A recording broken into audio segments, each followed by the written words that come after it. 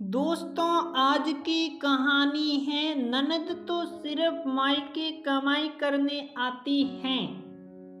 हे भगवान, दुनिया में मेरे भाई भाभी जैसे किसी को न दे। जब भी तीज त्योहार पर आती हूँ तो बस एक 500 रुपये का नोट थमा देते हैं।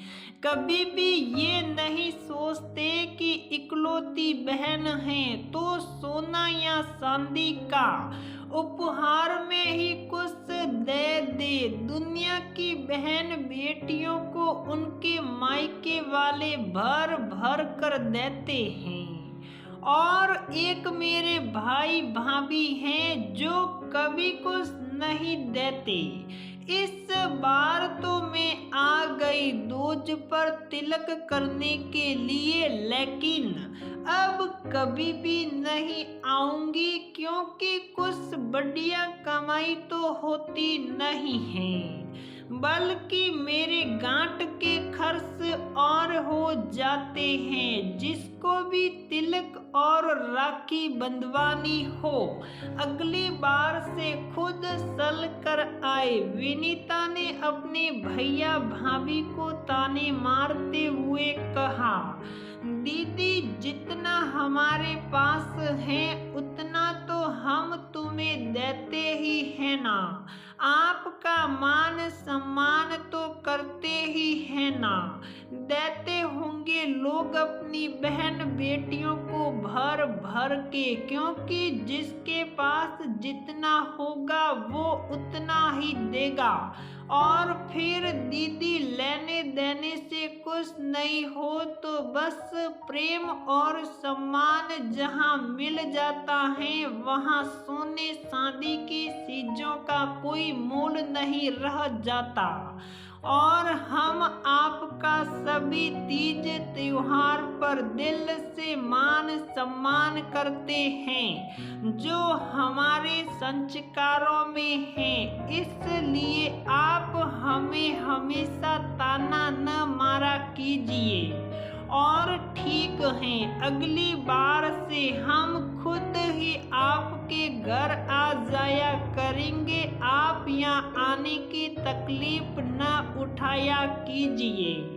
विनीता की भाभी माही ने जवाब देते हुए कहा, यह है विनीता जो होली की दूज पर अपने भैया भाभी को तिलक करने के लिए आई हैं। भाई निशांत और भाभी माही तीज त्योहार पर अपनी बहन को बुलाते हैं और उसका खूब मान सम्मान करते हैं, लेकिन फिर भी माही की आदत हो गई है हर बार मांग करने की, या फिर यूं कहे मांग कर ले जाने की।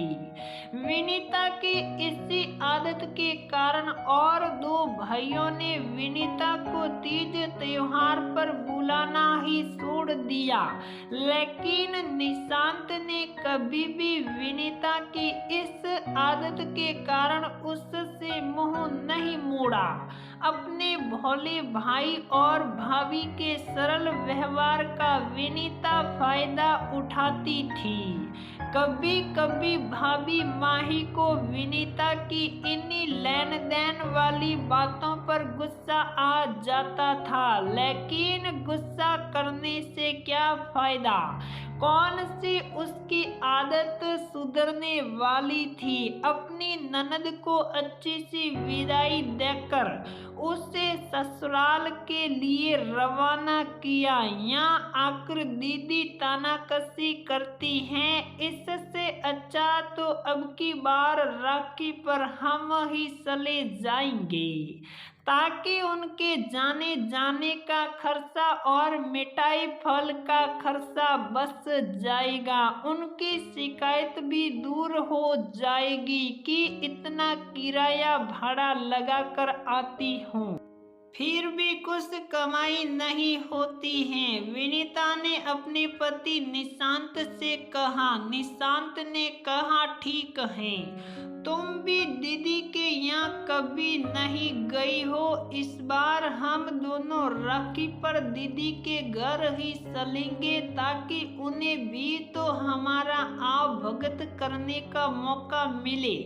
कुछ महीने बाद राखी का त्योहार आया। निशांत ने अपनी बहन विनीता को फोन किया कि राखी पर जरूर से जरूर आना है, लेकिन विनीत ने सीधे मुंह कह दिया कि मुझे नहीं आना। राखी पर तुम्हारे यहाँ घर तुम्हारी गरज पड़े तो चले आना, वरना मुझे जरूरत नहीं है। ऐसा बेहुदा सा जवाब देकर विनीता ने फोन काट दिया। जब निशांत ने फोन पर हुई बातचीत के बारे में माही को बताया तो उससे गुस्सा तो बहुत आया कि क्या दीदी के लिए ये तीज त्योहार सिर्फ कमाई का साधन है। क्या उन्हें ये नहीं पता कि ये तीज त्योहार तो प्रेम के प्रतीक हैं। कोई नहीं, हमें तो राखी बंधवाने जाना ही होगा, वरना लोगों को कहने का मौका मिल जाएगा कि इकलौती बहन को न तो राखी पर बुलाया और न ही खुद गए राखी बंधवाने के लिए। माही ने निशांत से कहा। माही ने विनीता के लिए बढ़िया से बढ़िया साड़ी खरीदी और साड़ी पर बढ़िया क्वालिटी का मेकअप का सामान और साथ में चूड़ियों का सेट, मिठाई के डिब्बे और साथ में फल। मतलब अपनी तरफ से उसने बिल्कुल भी कमी नहीं छोड़ी, लेकिन आदत से मजबूर विनीता को पसंद आए। जब बात बनी, दोनों पति पत्नी चल दिए अपनी बहन के यहाँ राखी का त्योहार मनाने। जब वह अपनी बहन विनीता के घर पहुँचे तो विनीता अपने भैया भाभी को देखकर हल्का सा मुस्कुराई और कहा, चलो अच्छा हुआ तुम दोनों ही आ गए, वरना मेरा खर्चा हो जाता। मेरे लिए राखी बंधाई में बढ़िया सा गिफ्ट लेकर आए हो या नहीं, या फिर हमेशा की तरह वही एक नोट देकर टरकाने का इरादा है। विनीता ने मुंह बनाते हुए कहा, अरे दीदी, यह बताइए आपका क्या इरादा है? हमें अंदर भी बुलाओगी या बाहर से ही भेजने का इरादा है? माही ने बात पर बात बोलते हुए कहा, अरे नहीं नहीं भाभी, मेरा ऐसा कोई इरादा नहीं है।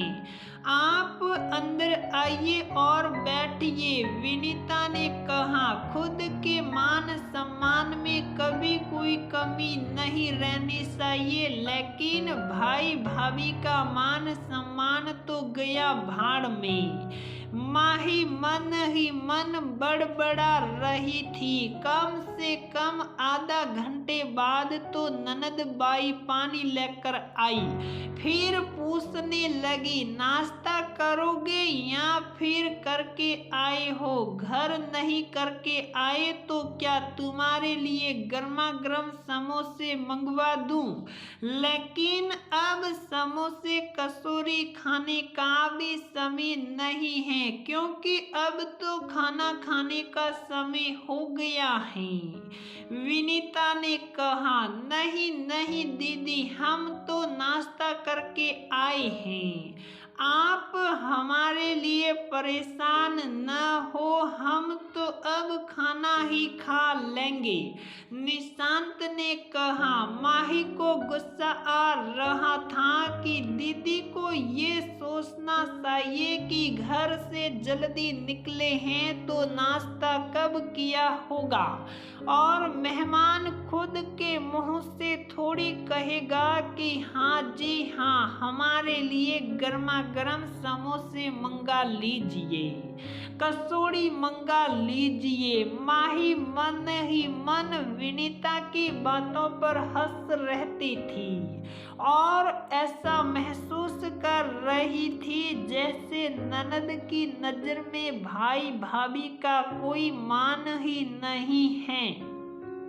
ऐसा लग रहा था जैसे यहाँ आकर गलती कर दी। दीदी खाना तो बाद में होता रहेगा, आप पहले हमारे राखी बांध दे वरना मुहूर्त निकल जाएगा, माही ने कहा। माही के कहने पर विनीता ने अपनी भाई भाभी के राखी बांधी और राखी बांधने के बाद भाई के हाथ में नारियल और भाभी को कुछ नहीं दिया। लाओ अब राखी बांधने का नेक भी जल्दी जल्दी दे दीजिए, जल्दी से कमाई करवा दो अब मेरी, विनीता ने बड़ी उत्सुकता से कहा। माही ने अपने बैग में से सारा सामान निकाला और विनीता के हाथों में रख दिया और साथ में 1000 रुपये का लिफाफा भी। यह देखकर अब तो विनीता का रोम रोम खिल गया। अरे वाह, अब की बार तो तुमने बहुत ज्यादा दे दिया, विनीता ने कहा। चलो खाना तैयार है, तुम दोनों खाना खा लो, विनीता ने कहा। भाई भाभी ने खाना खाया, अब हम चलते हैं दीदी, निशांत ने कहा। लेकिन माही पता नहीं कौन सी सोच में लीन थी। निशांत ने कहा, माही चलने का इरादा नहीं है क्या? चलो ताकि समय से पहुंच सके। माही जाने से पहले विनीता दीदी से कुछ कहना चाहती थी। सुनो दीदी, जैसे तुम्हें अपना मान सम्मान प्यारा है ना, वैसे ही हमें भी हमारा मान सम्मान प्यारा है। आपने ये तक नहीं सोचा कि मेरी भाभी पहली बार मेरे घर आई हैं तो उसका सम्मान करने का फर्ज बनता है, लेकिन आपने हमारा मान रखा ही कहाँ है। भाई भाभी रोज रोज आपके यहाँ नहीं आते क्या? तुम्हारे पास अपनी भाभी को देने के लिए एक बिंदी का पता तक नहीं है। घर आप हमारे घर आती और हम ऐसा करते तो क्या आपको बुरा नहीं लगता? वैसे भी हम तो आपको सभी तीज त्योहार पर बुलाते हैं और अच्छे से मान सम्मान करते हैं। हमारी नज़र में मान सम्मान करने के लिए किसी कीमती चीज का होना जरूरी नहीं है, बल्कि हमें तो सिर्फ आपका प्रेम चाहिए। दीदी, आप किसी को सम्मान दोगी तभी तो मान सम्मान पाओगी। कभी भी लेन देन और पाई पाई का हिसाब जोड़कर रिश्ते नहीं निभते हैं, बल्कि रिश्ते निभते हैं आपसी समझ और प्रेम की मिठास से। आप मेरी बातें सुनकर सोच रही होगी कि क्या यह बदले में विदा लेने ही आई थी क्या? हाँ, मैं बदले में लेने ही आई थी, लेकिन तुम्हारी तरह कीमती चीजें नहीं बल्कि सम्मान पाने आई थी। दीदी, आप अपनी ये आदत सुधार ले ताकि आपको दोनों भाई भी बुला सके। हर वक्त पैसे को अहमियत देना बंद कीजिए, रिश्तों को अहमियत देना सीखिए, क्योंकि पैसे तो फिर भी कमाए जा सकते हैं, लेकिन अगर रिश्ते टूट गए तो फिर जोड़ना मुश्किल होता है, माही ने समझाते हुए कहा। विनीता को एहसास हो गया था कि उसने गलत किया है। जो भैया भाभी उसके आने से पहले ही सभी व्यवस्था रखते थे, आज उनके आने पर उन्हें ठीक से नाश्ता तक नहीं कराया। भाभी कभी भी उसको किसी भी तरह की कोई कमी नहीं छोड़ती, फिर भी उसे हर वक्त कमी ही नजर आती। विनीता ने अपनी इस आदत को सुधारने का प्रण लिया कि अब वह कभी भी मायके से मिलने वाले सामान में कोई कमी नहीं निकालेगी, बल्कि जो मिलेगा उसे प्रेम से स्वीकार करेगी। उसे समझ आ गया था कि मायके वाले तो हमेशा ही देते हैं। आज उसे मौका मिला है अपने भाई भाभी का सम्मान करने का। विनीता ने अपनी भाभी को गले लगाया और भाभी का मान सम्मान करते हुए भाभी को एक मिठाई के डिब्बे के साथ एक साड़ी भी दी। माही ने मना किया, लेकिन विनीता ने जबरदस्ती की तो माही को उनकी बात का मान रखना पड़ा। दोस्तों, अक्सर मैंने देखा है कि ननदों को चाहे कितना भी दे दो, लेकिन उन्हें हमेशा कम ही लगता है। लेकिन अगर भाई भाभी कभी तीज त्योहार पर उनके घर चले जाए तो भाई भाभी के मान सम्मान में कमी क्यों रख देती हैं? क्या भाई भाभी का कोई अपना आत्मसम्मान नहीं होता? इस कहानी के माध्यम से मेरे कहने का तात्पर्य यह है कि समय पर अपने भाई भाभी का भी मान सम्मान करना जरूरी है। हर वक्त उनसे उपहार लेने की बुक या फिर राखी, दूज जैसे प्रेम के प्रतीक त्योहारों को कमाई का साधन मानकर रिश्तों की धज्जियां न उड़ाए, बल्कि अपने प्यार और अपनेपन से रिश्तों को मजबूत बनाए। तो दोस्तों, हमारी कहानी यही समाप्त होती है।